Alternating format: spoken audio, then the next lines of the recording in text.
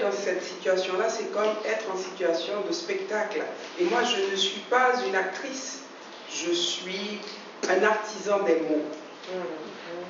Et conter pour moi, c'est la même démarche que l'écriture. Je dis souvent que le conte, c'est la première parole. La première parole, parce qu'avant même de pouvoir écrire, de savoir écrire, les hommes, les femmes, hein, on inventait des contes et on les disait. Alors, je ne suis pas en train de faire un spectacle, je ne sais pas vraiment faire du spectacle, ce n'est pas du théâtre, c'est une rencontre à travers les mots. Voilà. Eh bien, merci d'être là. J'avais préparé des contes. La dernière fois où j'ai conté ici, il y avait très peu d'enfants. J'avais fait des contes qui s'adressaient un peu plus aux adultes. Aujourd'hui, il y a quand même plusieurs enfants. J'avais préparé des contes. Enfin, dans ma tête, c'était un peu pareil. J'avais préparé des contes pour les adultes, pas parce qu'ils sont tellement différents, mais parce que souvent la fin ne convient pas trop pour les enfants, ou encore le langage. Mais là, je vais faire de mon mieux, et puis faire un miracle, et puis essayer de trouver des contes pour ces personnes que j'aime tant, que sont les enfants. Hein. Vous savez que c'est à cause de vous, les enfants, que j'ai commencé à conter.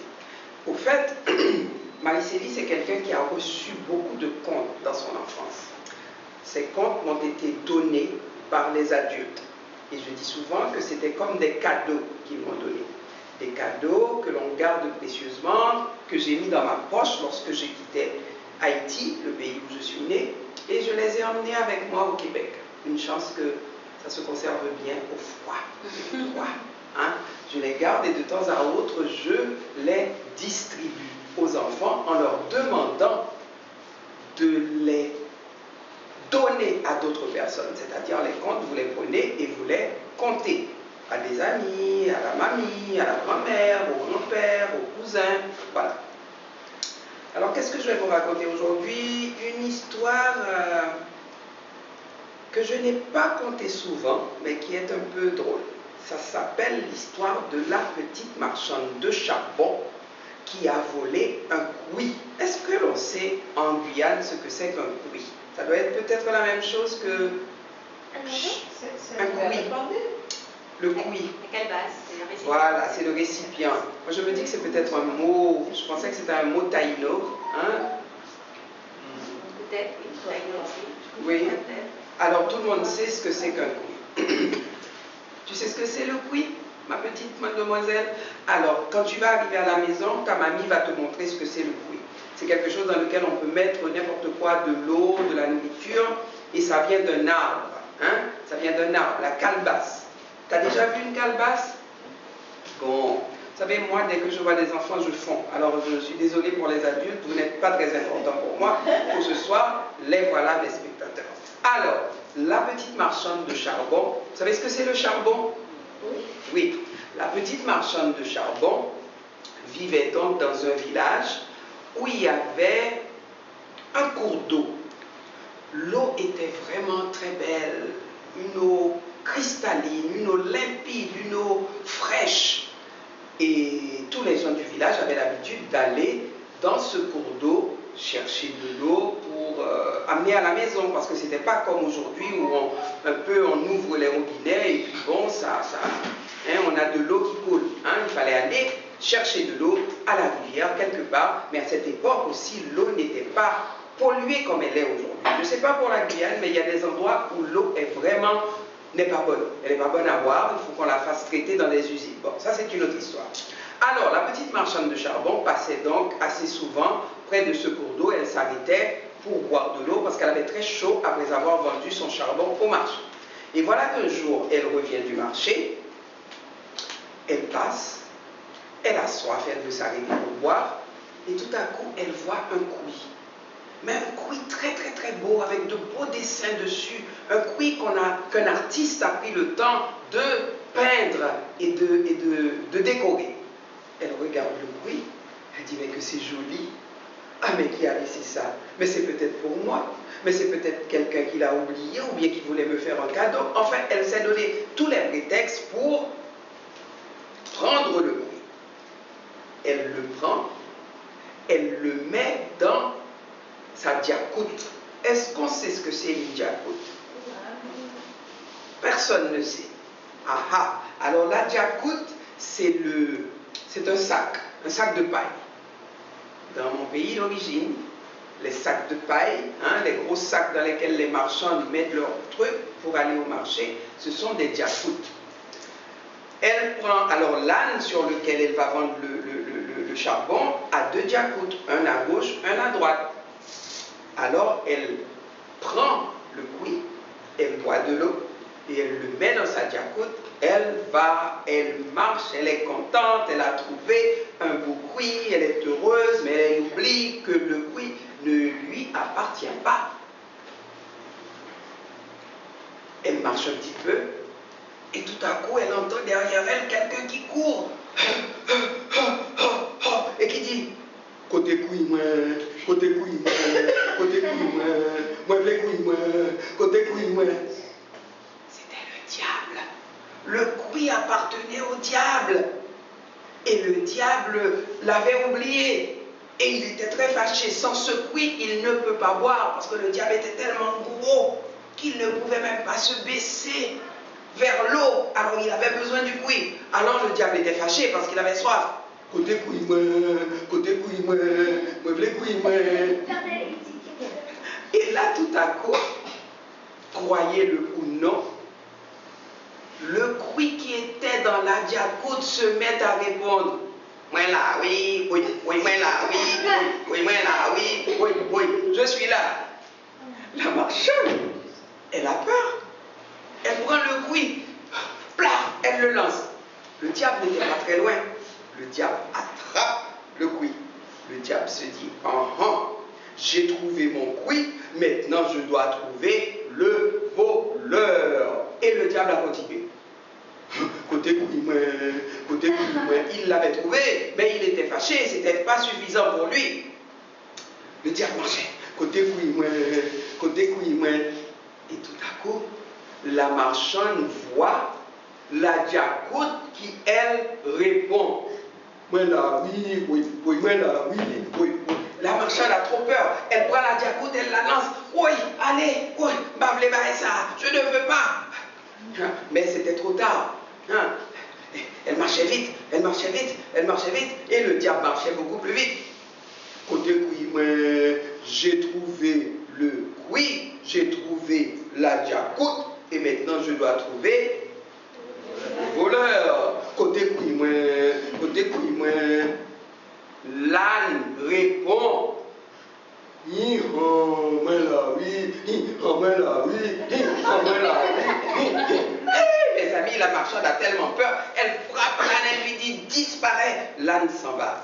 Le marchand, le diable dit: j'ai trouvé le couille, j'ai trouvé la diacoute, j'ai trouvé la bourrique, et là je dois trouver le voleur.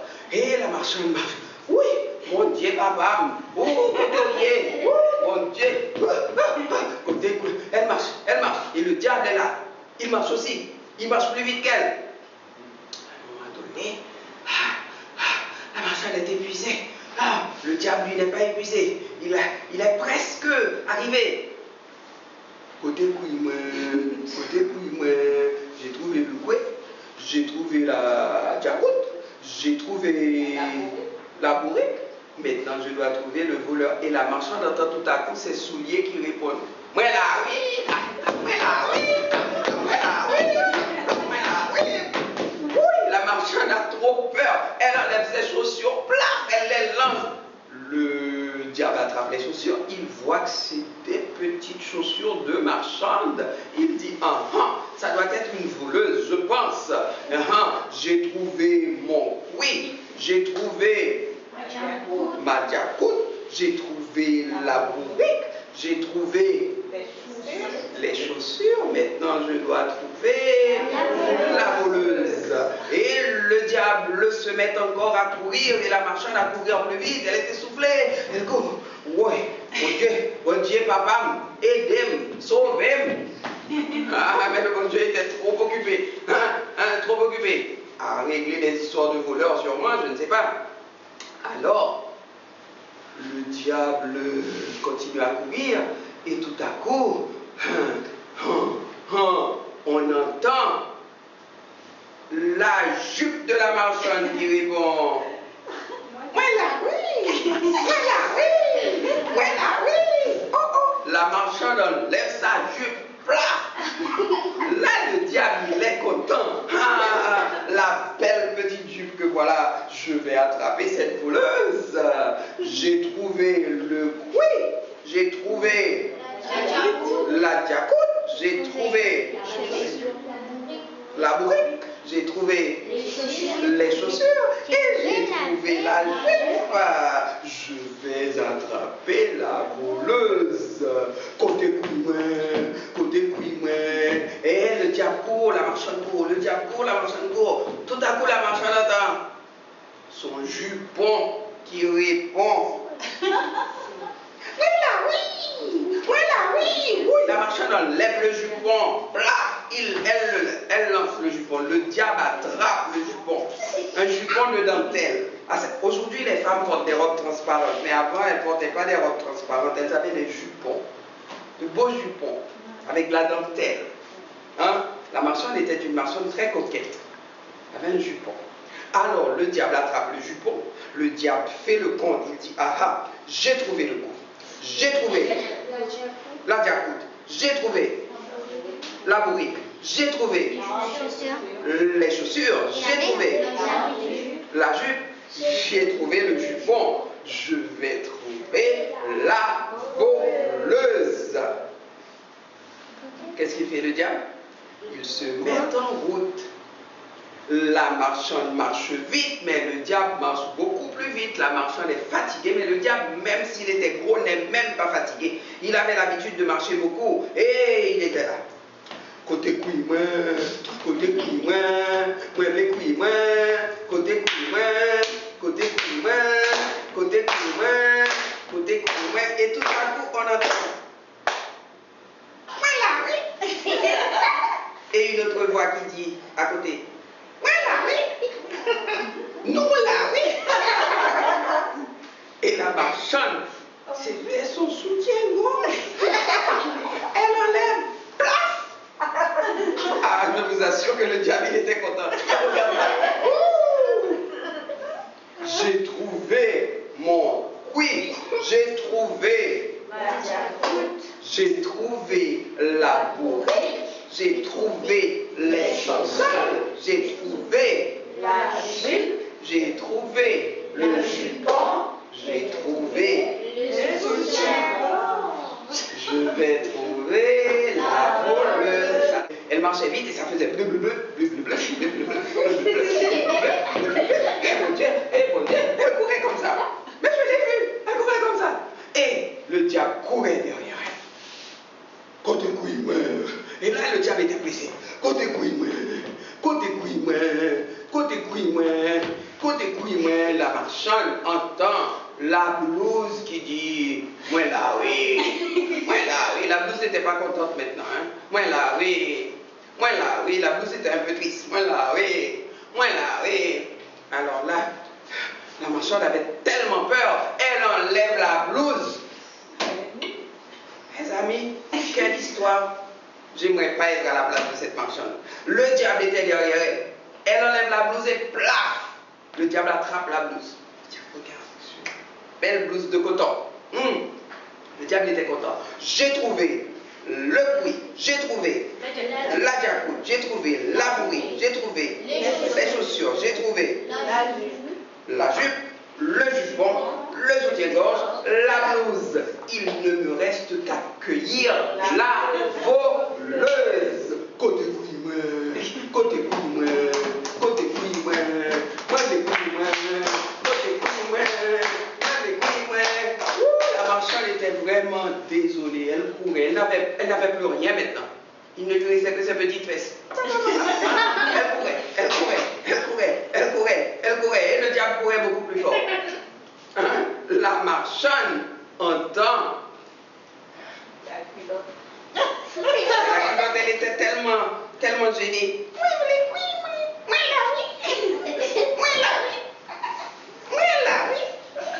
Et on la comprend.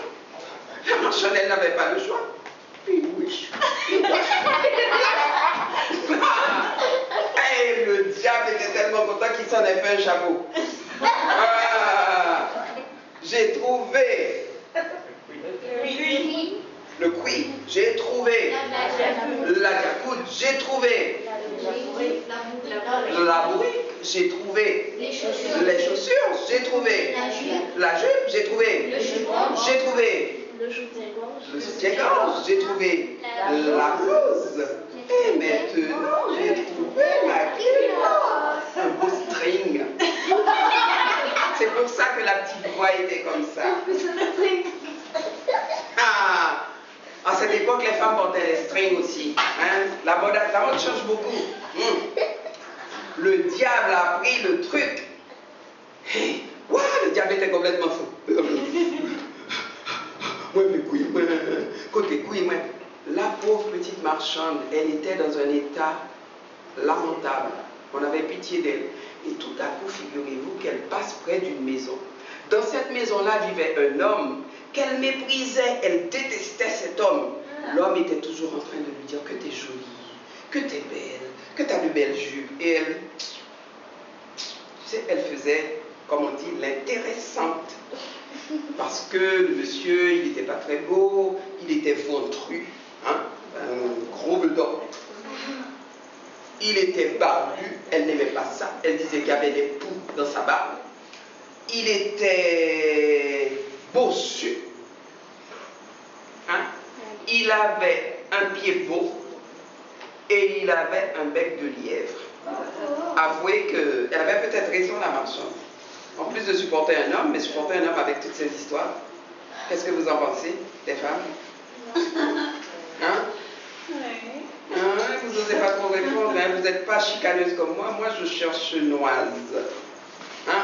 Alors là, ça c'est une autre histoire. Elle arrive près de la maison de ce monsieur à qui elle ne voulait jamais parler. Et tout à coup, elle lui dit, mes amis, sauvez-moi, aidez-moi. Ah, le monsieur, il était content. Il était content, il ouvre sa porte, il ouvre ses bras. Il accueille la marchande dans ses bras. Qu'est-ce que vous dites? Ah ben, qu'est-ce que vous pensez? Il va sûrement lui prêter sa robe de chambre, je ne sais pas. En tout cas, il l'accueille. Et c'est comme ça que le diable passe en vitesse. Il ne sait pas, mais l'autre monsieur, il l'a peut-être enveloppé dans sa barbe. En tout cas, il l'a caché.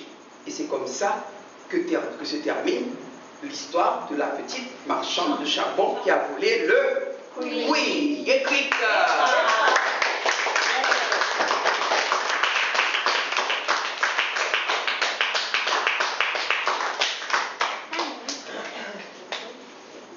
Mystic Creek. Les tortues en Guyane ne volent pas? Non. Non, ils ne volent pas. Pardon? Ils ne volent pas. Elles ne volent pas? Pas encore. Bon. Il était une fois. Il était une fois, il y a très longtemps. Tellement longtemps qu'on ne sait plus si c'est dans ce temps-là ou dans un autre temps. Mais je pense que c'était dans un autre temps. Les amis de Mère Nature avaient décidé de faire une grande fête pour célébrer la nature. Peut-être qu'on aurait dû faire plus de fêtes, elle ne serait pas aussi abîmée qu'aujourd'hui. Bon, ça c'est une autre histoire. Alors ils ont décidé de faire une fête et comme il y avait beaucoup d'amis, ils ont dit mais où est-ce qu'on va faire une fête pour célébrer Mère Nature? Il faut un endroit pour recevoir tous les amis de Mère Nature. En Guyane, il y a de la place, mais je pense qu'ils avaient oublié la Guyane. Alors ils se sont dit, pour faire une fête, pour inviter tous les amis de Mère Nature, il faut un endroit qui soit vraiment très grand. Et ils ont réfléchi, et finalement ils ont dit, eh bien, on va la faire au ciel. Au ciel, il y a de la place, beaucoup de place. Et voilà qu'ils se mettent à faire des cartons d'invitation pour envoyer à tous les gens tous les animaux surtout, hein, il y en avait beaucoup à l'époque. N'avaient pas disparu, beaucoup n'avaient pas disparu comme aujourd'hui. Alors on fait des cartons d'invitation pour envoyer aux amis de Mère Nature.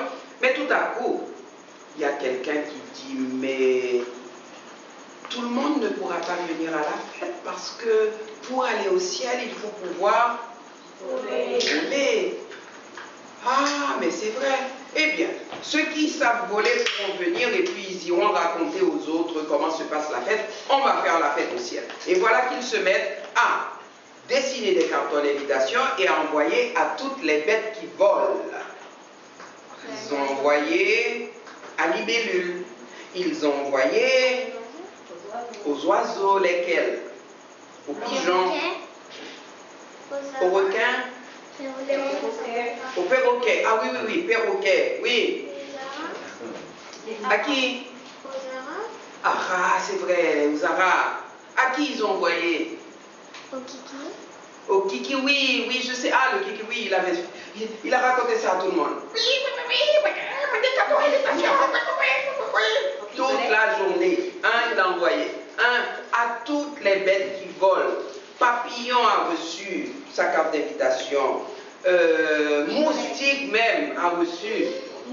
Toutes les bêtes. Mouche a reçu sa carte d'invitation. Je vous assure qu'ils étaient contents. Ah, c'était à qui allait faire le plus d'histoires, montrer qu'ils étaient invités. C'est toujours comme ça, depuis toujours. On est les privilégiés, on est invités, patati et patata. Cependant, Mystique Tortue n'avait pas reçu d'invitation et c'est bien normal, tout le monde sait que Tortue ne sait pas voler. Mais Tortue, qui se pensait quelqu'un de très important, était mais dans une colère incroyable. Tortue dit, mais comment moi, quelqu'un d'aussi important, quelqu'un de mon âge, tout le monde sait que je suis quand même un personnage vénérable et ils osent ne pas m'envoyer d'invitation. Tortue n'était pas content du tout et Tortue a dit, je vais leur montrer que moi, Tortue, on ne plaisante pas avec moi, je vais aller à la fête et ils vont voir. Est-ce que quelqu'un sait comment Tortue va faire pour aller à cette fête? Oui. Elle va demander au reste d'oiseaux qui restent pour l'aider. Elle va demander de l'aide, mais elle va utiliser un moyen pas très gentil. Tortue va aller rendre visite aux animaux qui ont des plumes. Tortue va d'abord aller chez... Je pense que Tortue est allée d'abord chez... Non, Tortue est allée chez la dinde. Vous savez que la dinde, boum, boum, boum, elle a beaucoup de plumes, mais la dinde n'est pas très jolie. Est-ce que vous êtes d'accord? Enfin, même si ça c'est discutable, en tout cas, moi je ne trouve pas que les dindes sont très jolies. Avec le machin qui pend comme ça, là, je trouve ça abominable. Mais Tortue arrive chez la dinde et lui dit, bonjour Dindon, comment vas-tu? Figure-toi que j'ai entendu dire qu'il va y avoir un concours du plus bel oiseau et qu'on va te nommer le plus bel oiseau de cet endroit. Et la dinde dit, oh Dindon, Tortue, oh, que tu es gentil. Je savais que j'étais beau, mais personne ne me l'avait jamais dit. Et il a pris ce petit truc-là, il a tout tourné comme ça, tellement il se... voilà. C'était pas très bien de faire un truc comme ça, de mentir à Dindon.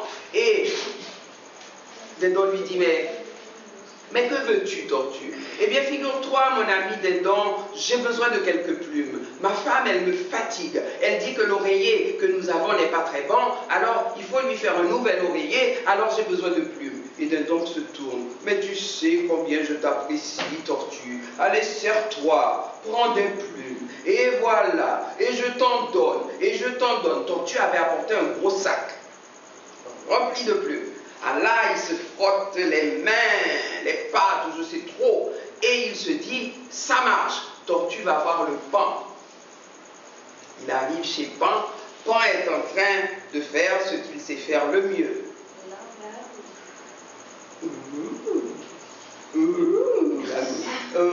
À droite.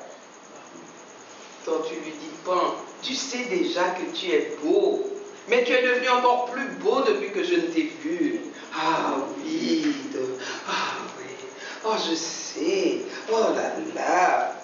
C'était comme ça le Pan. Alors, Tortue lui dit, tu sais Pan, ma femme, moi je m'apprête à la quitter parce qu'elle va me conduire à la faillite. Imagine qu'elle veut encore que je lui achète de nouveaux chapeaux. Mais si tu me donnais quelques plumes, on pourrait les mettre au chapeau et puis bon, ça m'éviterait une dépense. Mais bien sûr, nous sommes amis après tout. Et Pan, tic, et tac, et tic, il arrache des plumes, il donne à Tortue dans le sac. Ah, la Tortue est contente. Tortue va chez Pigeon, il va chez Canard, il va chez la poule, il va chez tous les oiseaux. Même Libellule lui donne un petit bout d'aile. Toutes les bêtes qui volent donnent un petit bout d'aile à Tortue. Tortue est content, Mysticric.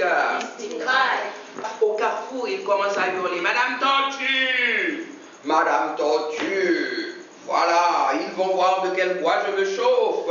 Moi, je suis un animal avec lequel on ne plaisante pas. Je vais me fabriquer des ailes et je vais voler et je vais aller à la fête et ils vont voir. Je vais leur montrer que Tortue ne se laisse pas faire. Et voilà Tortue qui demande à sa femme d'aller au marché, d'acheter un gros chaudron, d'acheter de l'amidon pour faire de la colle. Et Tortue passe pratiquement 2 jours à fabriquer 2 paires d'ailes, ce qui fait qu'il en avait 4. Il en met 2 devant, 2 derrière. Et il apprend à voler. Il était patient. La première journée, il s'essaye, il vole, il vole, il vole, presque aussi haut qu'un, je sais pas, un flamboyant peut-être, hein? Il vole. Sa femme le regarde, les gens le regardent, et on sait que Tortue est un peu toqué, mais on ne pensait pas qu'il allait finir par fabriquer des ailes pour satisfaire, enfin, comment on dit, hein, son ego, mais je ne sais pas comment dire ça dans une langue pour vous faire comprendre les enfants, pour satisfaire sa vanité, voilà, il voulait toujours être le premier partout. Le deuxième jour, Tortue vole presque aussi haut qu'un palmier. Ah, il était fort, hein, et il volait.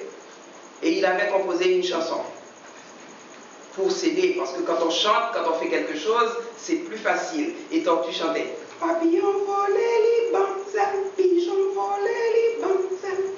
Chantez. Papillon volait les banzelles, pigeon volait les banzelles, pentacle volait les banzelles, toutraine volait les banzelles, kikiwi volait les banzelles, pentacle volait les banzelles, libellule volait les banzelles. Tortue chantait comme ça. Tous les gens qui lui avaient donné un petit morceau d'aile, il les avait mis dans sa chanson. Le 3e jour, c'était le jour de la fête, les amis. Très tôt le matin, on entendait les oiseaux qui volaient. Kikiwi est parti, la tourterelle est partie, le canard est parti, la poule, le coq, le dindon, tout le monde s'en va. Mais Tortue, lui, était parti bien avant, parce que comme il n'a pas l'habitude, il fallait qu'il se donne du temps. Et pendant, les oiseaux le voyaient, ils se disaient, mais il ne va pas arriver, il va tomber avant. Mais Tortue était très fort, continuez. Et il chantait. Papillon volait les banzelles, pigeon volait les banzelles, toutraine volait les banzelles, pentacle volait les banzelles, toute bête volait les banzelles, yo banzelle, yo banzelle, yo banzelle. Ah, c'était une belle chanson. Tortue volait et Tortue chantait. Les animaux sont arrivés malgré tout avant Tortue. Tortue est arrivé un petit peu après. Lorsque Tortue arrive, tous les animaux sont un peu surpris. Mais ils sont contents, ils se sont dit, bon, il a travaillé fort, il est arrivé, on va bien le recevoir, tout le monde est content de voir Tortue. Et Tortue arrive, il commence à prendre ses aises, et tout à coup il dit aux animaux, vous savez, pour une occasion comme ça, nous allons changer de nom, comme on change de tenue, quoi. moi qui suis arrivé ici grâce à vous tous, je vais m'appeler le marquis, vous tous réunis. Vous tous réunis. C'est le nom qu'il a choisi.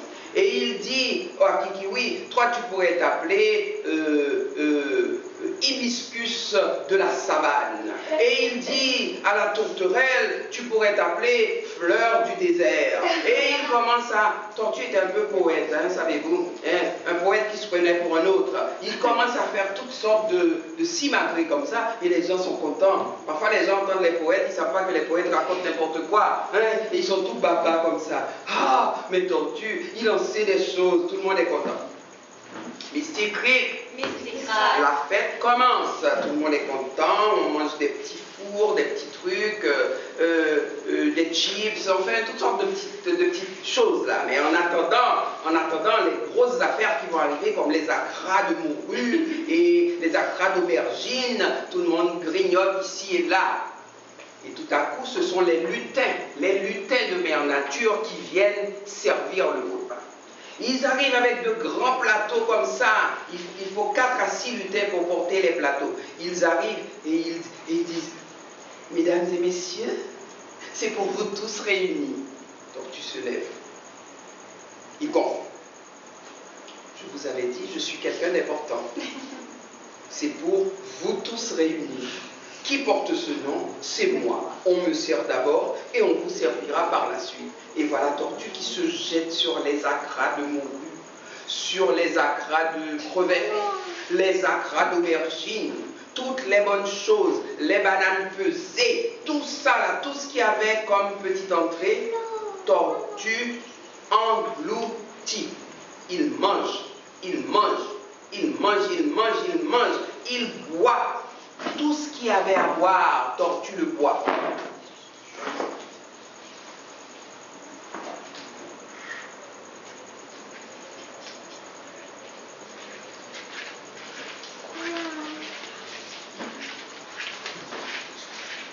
Après avoir bien mangé les entrées,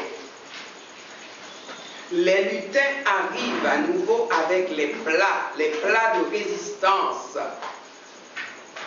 Qu'est-ce qu'il y avait dans ces assiettes, ces grandes assiettes? Il y avait du cochon bois rôti. Il y avait de la coupa. Il y avait, qu'est-ce qu'il y avait? Du riz collé à pois. Qu'est-ce qu'il y avait? Il y avait du bouillon d'arawa. C'est comme ça qu'on dit? Arawa. Il y avait toutes les bonnes choses que l'on peut manger. En Guyane, seulement en Guyane, mais partout. Tortue. Bonjour mesdames et messieurs, c'est pour vous tous réunis.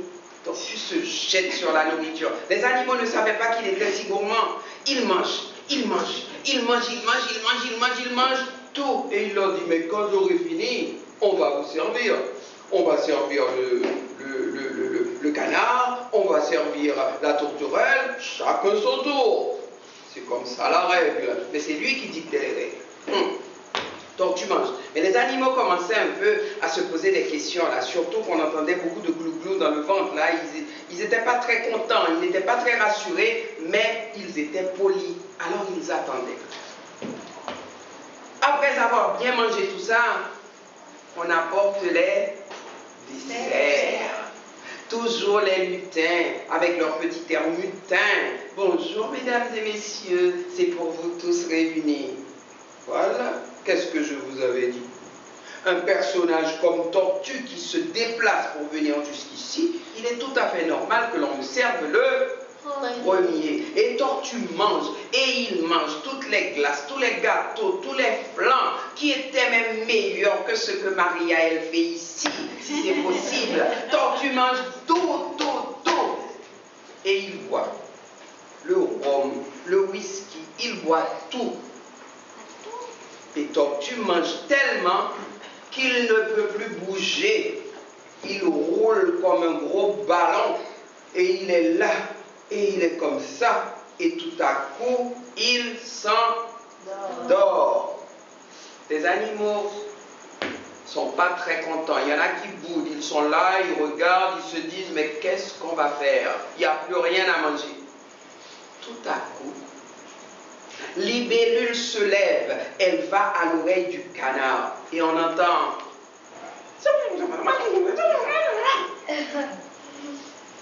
Canard va à l'oreille de tourterelle.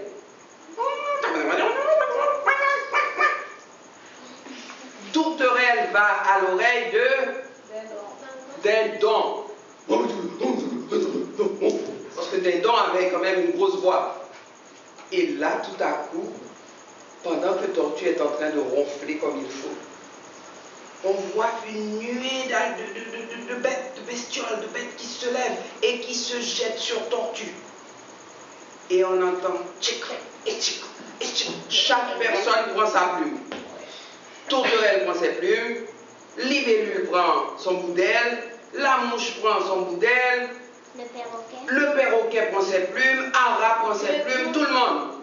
Et ils prennent leurs plumes et ça va. On va manger chez nous. On s'en va.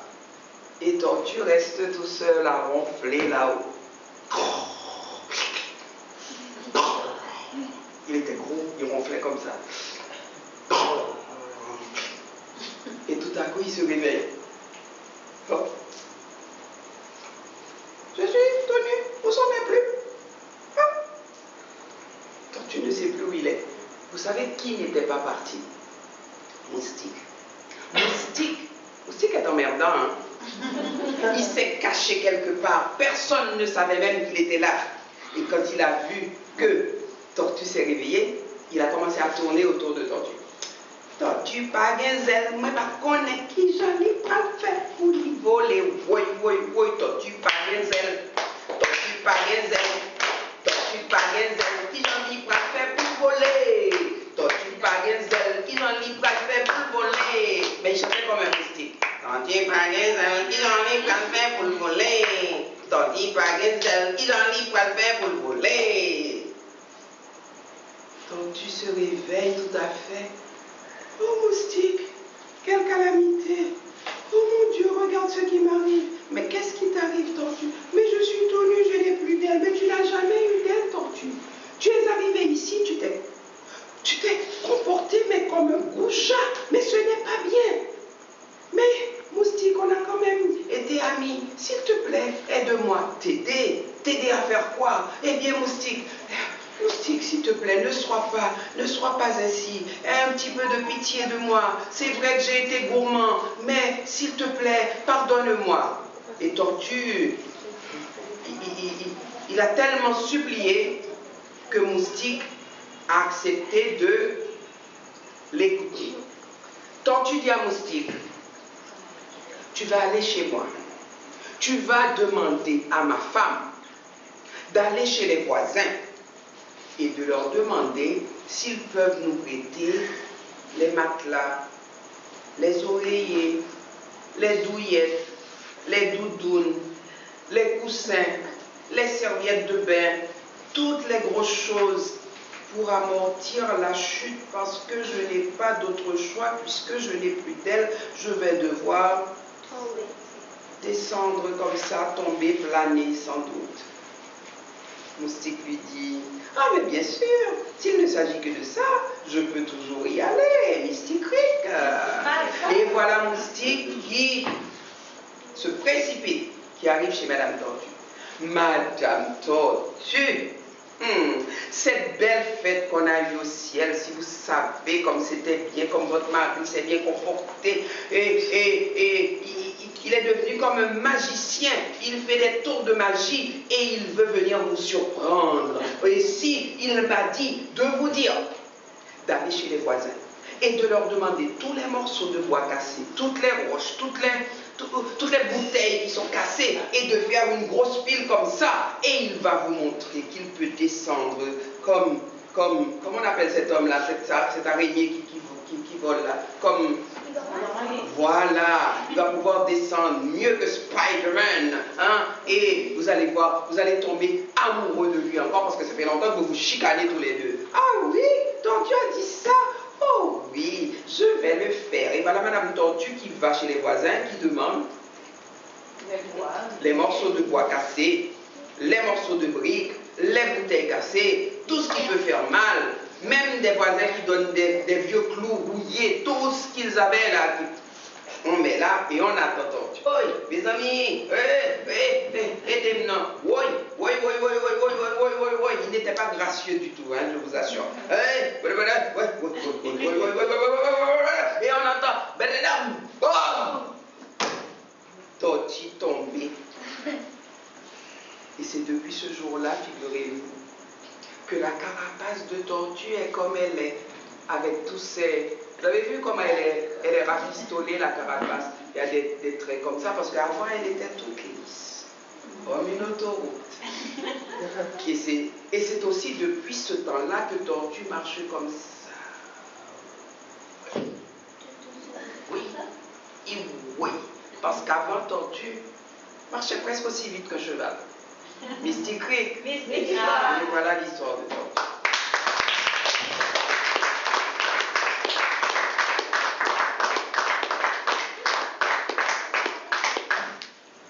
Mystic Creek.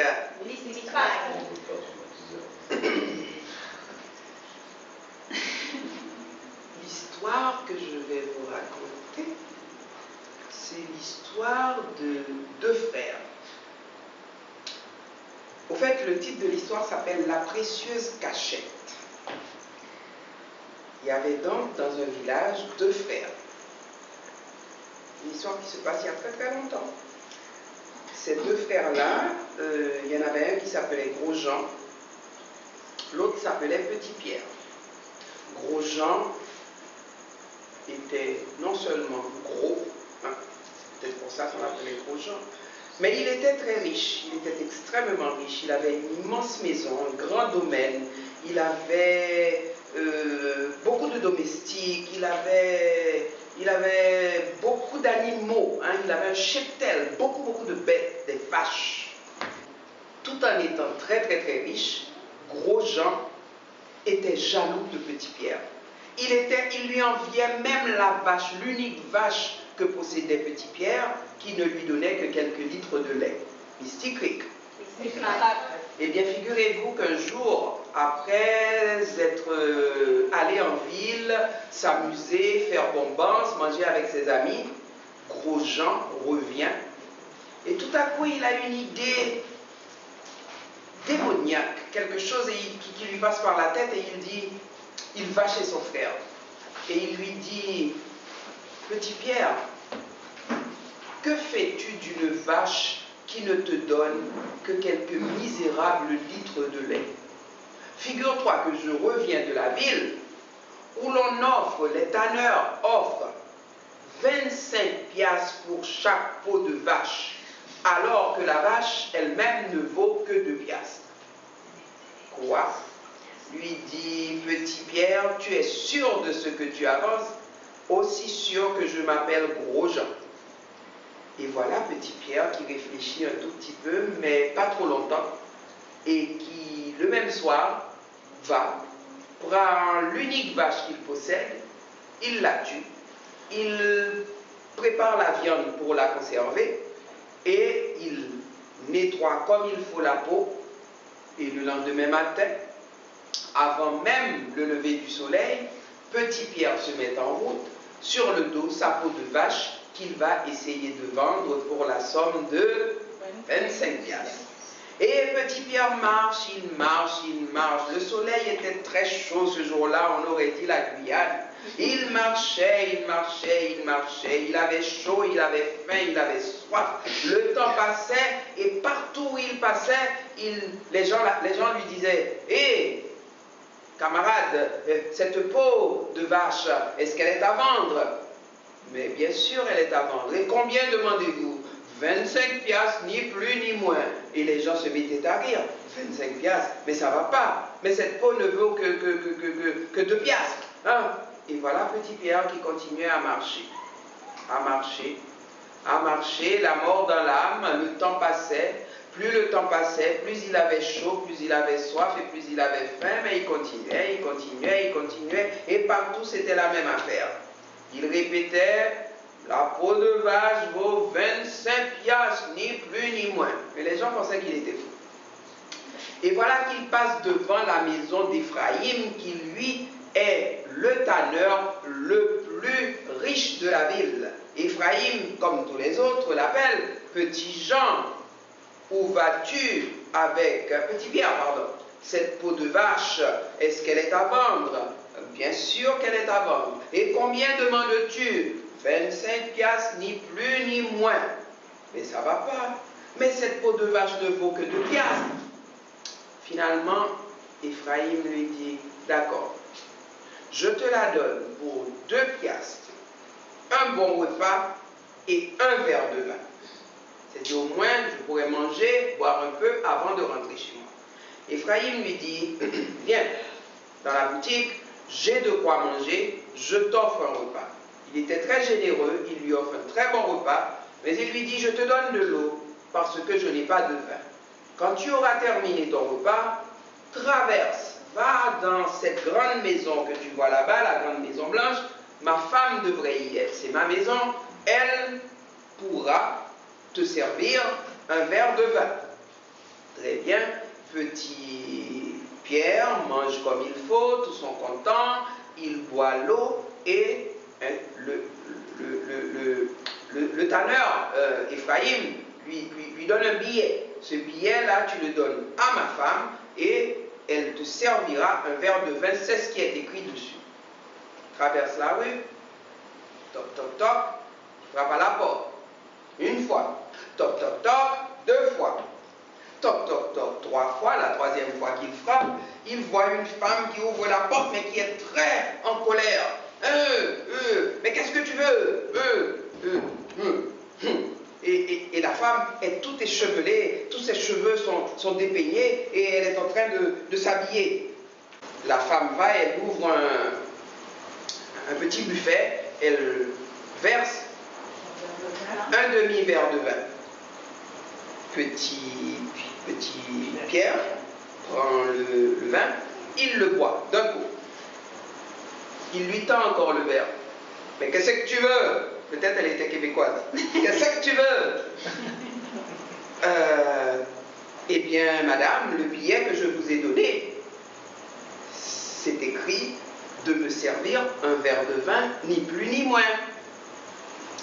La femme est très fâchée, et elle ouvre encore, elle avait déjà déposé la bouteille, et elle verse encore un demi-verre de vin.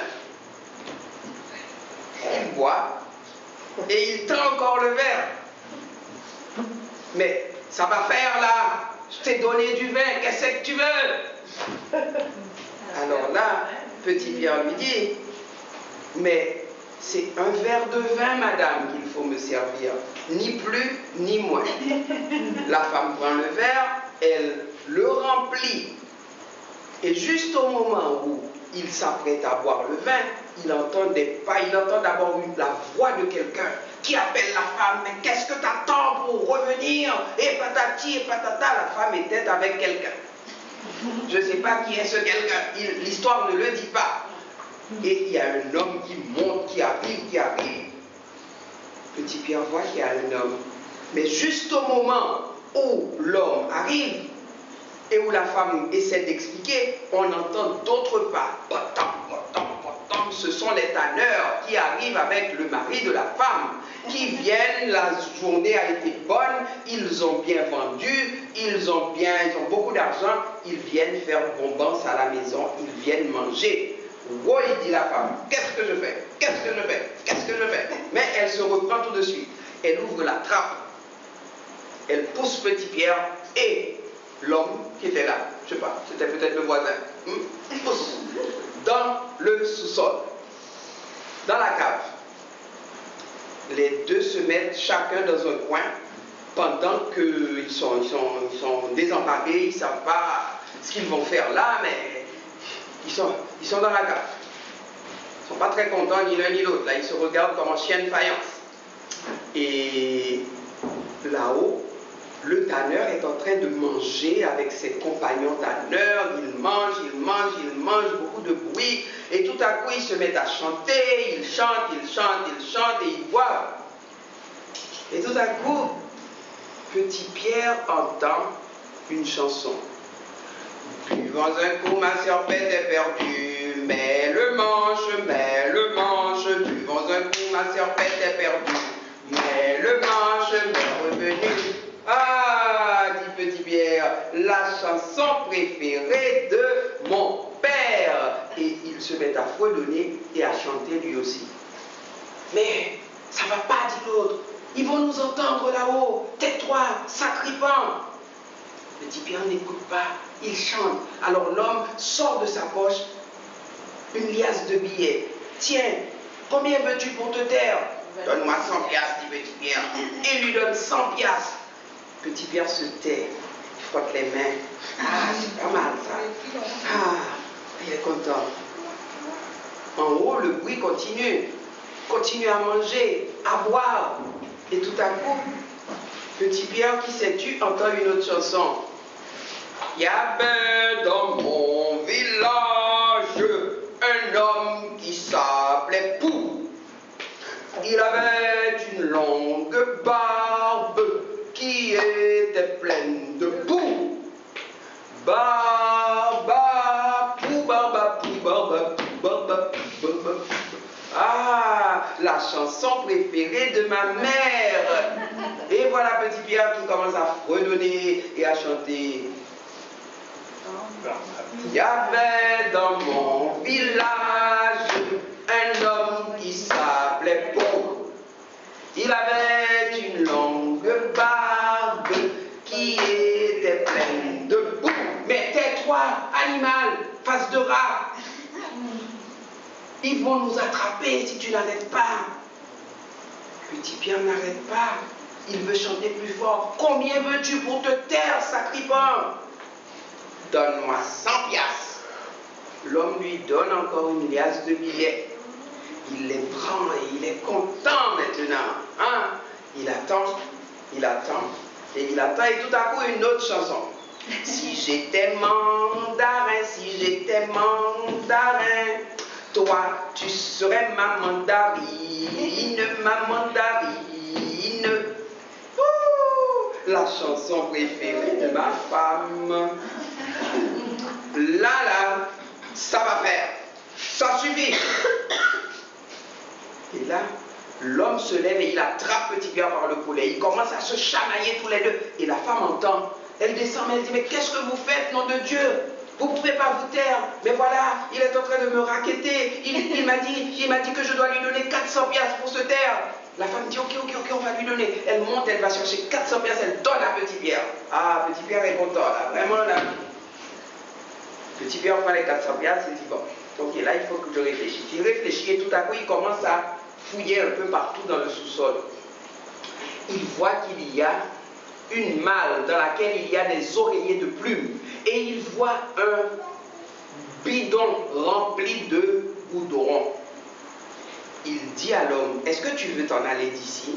L'homme dit, bien sûr que je veux partir. Mais toi, tu veux rester, parce que c'est très bon pour toi, ça te rapporte d'être ici. Là n'est pas la question. Veux-tu sortir d'ici? Oui, dit l'homme. Et Petit Pierre lui dit, allez, déshabille-toi. L'homme se déshabille. Petit Pierre prend du goudron. Il enduit toute la tête, tout le corps de l'homme de goudron. Et il ouvre les oreillers. Il met des plumes partout. Et il fait la même chose avec lui-même. Et voilà les deux hommes, Petit Pierre et le monsieur, qui montent l'escalier à petits pas, à pas de loup. Et ils ouvrent la trappe et ils se mettent à hurler, mais comme des diables, ils avaient l'air de vrais diables. Et le mari de la femme, le tanneur et tous ses amis, qui détalent comme des lapins tellement ils avaient peur. L'homme dit, j'étais sûr qu'il y avait des diables dans cette maison. J'ai la preuve aujourd'hui. Le sous-sol est rempli de diables, le mystique Rick. Le Petit Pierre et l'homme en profitent pour s'éclipser. Ils en profitent pour s'en aller.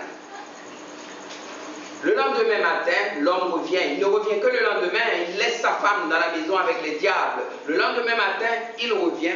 Il dit à la femme, allez, on ramasse toutes nos affaires, on quitte cette maison. Il y a trop de diables dans cette maison, on s'en va. Cependant, Petit Pierre, lui, arrive chez lui avec son magot, sa cagnotte. Et il dit à son fils, après s'être bien lavé, tu vas aller chez ton oncle. Tu vas lui dire de venir m'aider à compter mon argent.